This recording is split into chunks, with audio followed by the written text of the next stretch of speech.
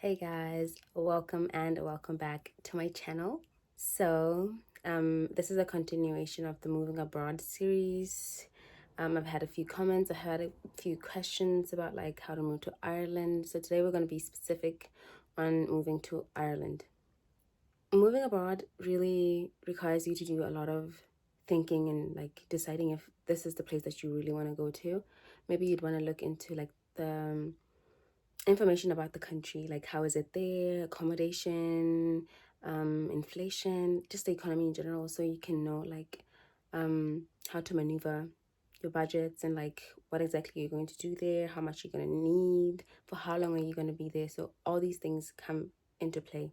As for me, I decided that I wanted to come to Ireland to both study and work, which I looked for information about that. And yes, it is possible to come for both, to be on a student visa and being able to work, but like the hours would be limited to only 20 hours a week, I believe. Yes, 20 hours a week. So the easiest route for you to move to Ireland would be through school. Us as Botswana, we don't require a visa before we come into the country. So you would really only need proof that you're coming there for school, like admission letter, a letter that enrollment letter, and proof that you have paid for that academic, registered academic institution in Ireland. So it could be UCD, like it could be any university that you decide that you want to enroll in. Then you pay, I think it's for the first year, fully pay for the first year, and you have health insurance, learner protection kind of insurance thing. That's what they usually need. Your fully paid school fees, right, for that year. And I could be wrong, but I believe it's for a year. If it's a 4-year course, it's for the first year, you have to have paid everything. Accommodation, proof that you have paid for your accommodation and it is actually there. So you'd have to look for accommodation, the school, and the required amount of money, right, to stay for a year in Ireland.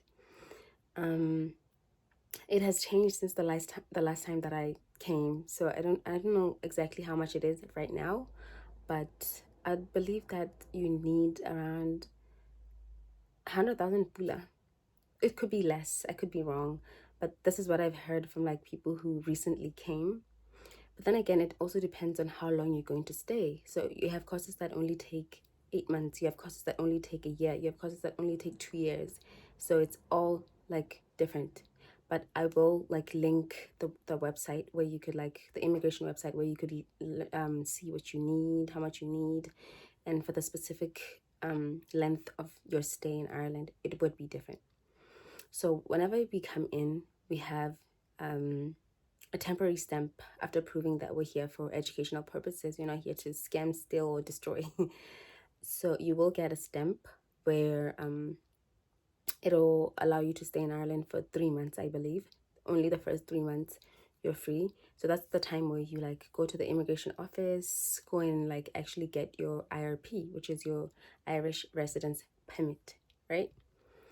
And during this time, really, the hassle would only be to like try to get an appointment, because like you, it's really hard to get an appointment. I won't lie.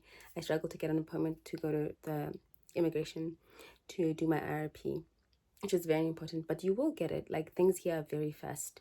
So yeah, check your funds, choose your college, choose what you're gonna study, and then proof of funds. Yes, like I said, choose the college and what you're gonna study. Accommodation, that would be probably the most difficult part of moving to Ireland, is finding accommodation. It's not impossible. I will not like be like, no, don't come here, it's impossible, it's this. No, it is hard, but it's doable. If I could do it, you can do it too, if you actually want to do this and if you actually want to put in the work.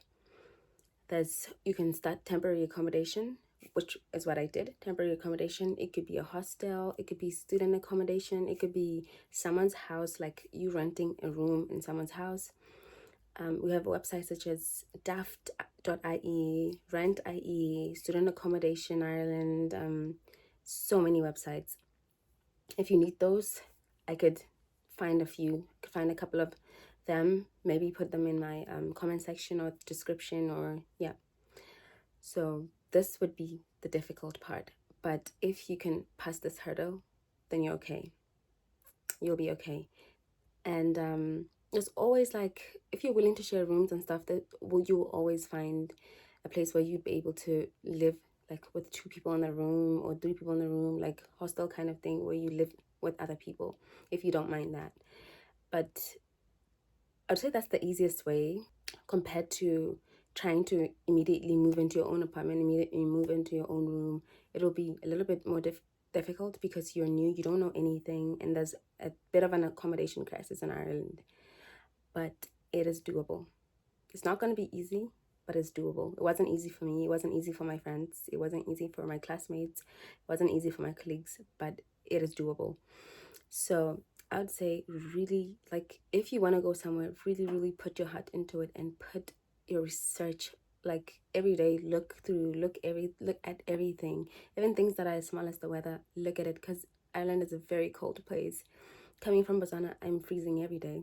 So weather could be another thing that you should really check and look into, if you're like a cold weather kind of person or not. Very important. Besides the money and accommodation, this is also important, because I did struggle a bit.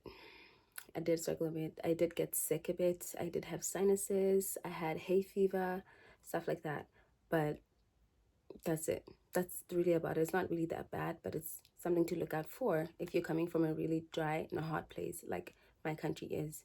Cost of living. I would say the cost of living, if you're freshly from home and coming from a country that's a currency that's way lower than the euro, like Pula is very significantly like weaker than the euro. So it was challenging at first. But the beauty of this place, I'd say, it's the fact that getting a job is easier than getting a job back home. It took me only a month to be employed, but in Botswana, it took me a really long time, maybe a year or two, and I had to start my own business in order to like have money and like just basic stuff for survival. But here, getting a job would be easy, but it also depends on what kind of job you'd want. Like, are you a person who's picky with jobs? Are you a person who's specifically into something that you don't want to divert from there?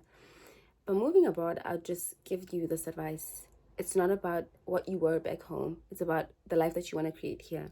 So even if you start in humble beginnings, like working in a McDonald's, being a cleaner, being nanny, a kindergarten assistant teacher, like stuff like humble beginnings, because like you're starting a new life somewhere else, working in a factory, you know, it doesn't really matter. Like, I'm not a kind of person who would be like, don't do dirty jobs, you know, like how people usually call them. That is so, like, that's I don't believe in such a thing. You're starting your life somewhere else. You have uprooted everything. This is not the time to be choosy, picky, and like looking down upon other people's professions. This is the time where you put yourself out there, the time where you look for a job, save a little, and then when you're on your feet and you're like fully, you know, the place, you're familiar with a lot of things, the roles, this, that, apply for, keep trying during this time when you're still working that humble job. Keep like the mentality of, I'm there for a reason, whether it's to make money, get education, get a better living, meet your soulmate. Like, people have many different reasons as they move to Europe, as they move anywhere, to anywhere, sorry. So with that in mind, prepare that you may have to work a job that's not like super fancy. You won't be like a CEO the first day you arrive here. That's like, let's be realistic, you know. The humble job that you start with, you should have like an end goal, like your goals and beliefs and aspirations and whatever you want to do at the back of your mind, that this, I start here, save up, and then keep looking for where actually the industry that I want to actually venture into, right? Whether it's engineering, whether it's this, whether it's something related to your degree back home or something completely different, doesn't matter. Just keep the humble spirit, and you get paid by the hour here. It's not like, and you get paid like weekly or fortnightly. So being broke while working would not be like something I would worry about, because it's not very, there's flies here, excuse me. It's not something that I would be worried about, because you it's every week that you get paid, or every 2 weeks that you get paid. So whenever you have that secure job and you're making your couple of euros an hour, whether it's 12 euro, 15 euro, some people, some foreigners even make up to like 23 euro an hour with those small jobs. So I'm not trying to sell like a dream, or sell a lie, or sell like fanciness, but I'm saying it's possible. It's possible for you to move from home and start in humble beginnings in a new country, and then be able to get somewhere. It is possible. And if you need anything you want to ask about living in Ireland and coming to Europe, or I will do the best that I can to answer. And mind you, this is not saying that your experience will be the same exact as mine. This is just what I've seen, what I've gathered, the knowledge that I've been able to be accustomed to and to know stuff. Excuse me. This is just my experience, and this is from my view, from what I've seen happening around me, what I've been through, what my friends have been through. This is something that I know personally. Your journey may be a little bit different from my journey. Have room for disappointment. Like, I'm not saying don't be confident, don't be this, don't be this. I just don't want you guys to like fall into like a really sad state if some of these things don't work out the same way as they did for me. Like how I was able to like find an apartment, like find a place, my own room, my own this. It might be a little different. The time might be different for you. It might not be immediately. It might be a year later, maybe 6 months later. Everybody's journey is different. As long as you're trying, and as long as you're putting in the effort, and you're pushing, and you actually want to move and do these things, it'll all be okay.